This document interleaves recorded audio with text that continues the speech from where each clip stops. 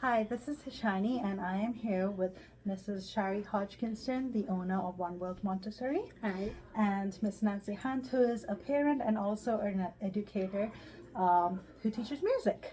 So, first of all, thank you so much for taking the time to answer a few of our questions.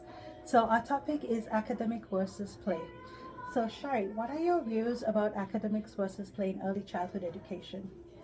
I believe they go together very nicely. Because we're Montessori, we do have, I believe, probably a little bit more focus on academics than play, but I do believe that all children play as they learn and learn as they play. So it all fits together. Yes.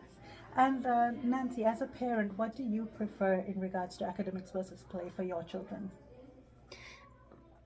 I think it's a balance because I want to see the outcome of the academics. So I want to see them progressing, whether it's in music or reading or whatever. I want to see that um, they've got their toolkit. But if they hate doing it and they hate being at school, then they're not going to learn anything. So I think the play makes things relevant and makes them engaged and learning better. Yes. Um, there's obviously a divide between what parents want between academics and play. Some people think you can only learn through academics, while others believe you can learn through play. Why do you think there's such a big divide on this topic? I think most people have been in the media and raised to think that if your child cannot read, your child cannot write, your child can't do math, that there's something wrong with them. So I think parents, as soon as they have their child, are focused on what can my child do next? What milestone can they hit? What can they do more of?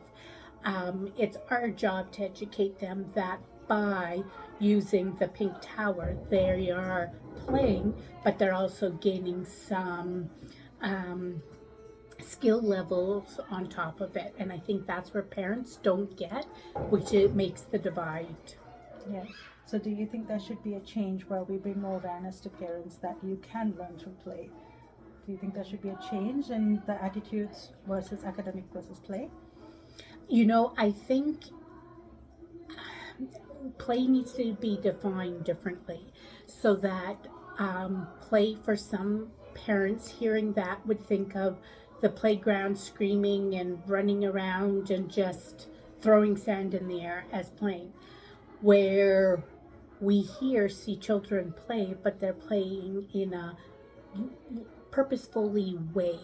And so I think once we educate parents on what type of play we're talking about and what type of learning we're talking about and how that play involves learning, I think parents will see it differently. Yes. But it is hard because parents play is such a wide word to use for anything and everything. Yeah.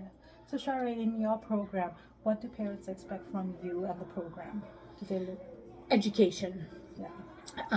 They really don't seem to care how we get to the education component, but they're very focused on the reading, the math, the sums, that sort of thing.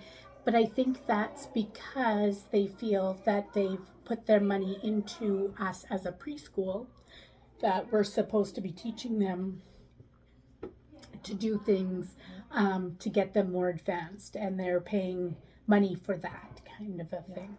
And how about you, Nancy? What would you prefer your child to be doing? To learning through academics, or do you think that it would be more fun and more engaging for a child to learn through play?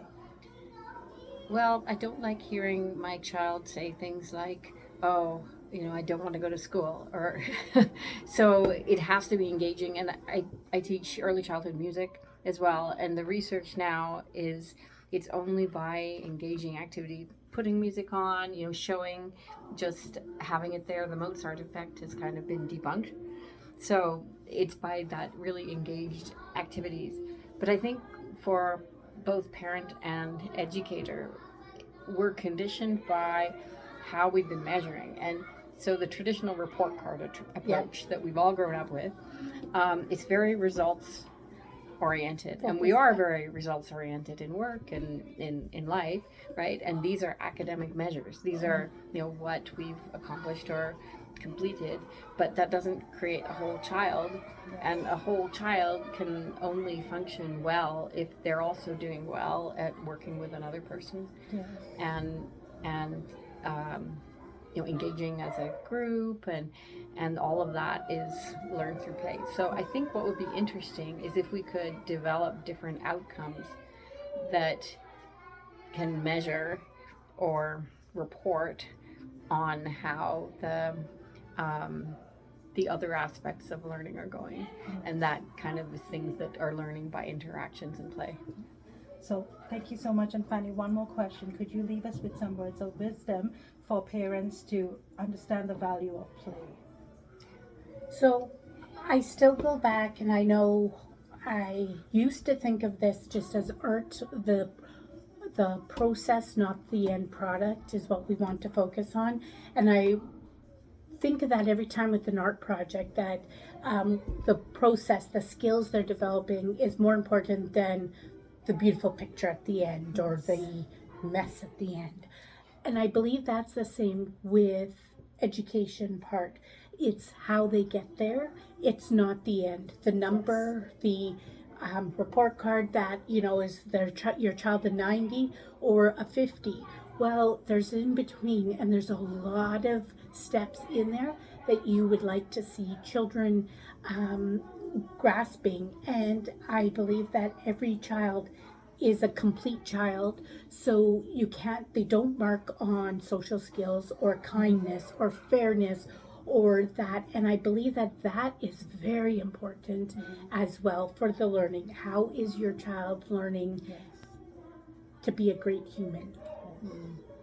Well, thank you so much to both of you for taking this time to answer our questions. And thank you. Thank you You're for asking. welcome. Bye.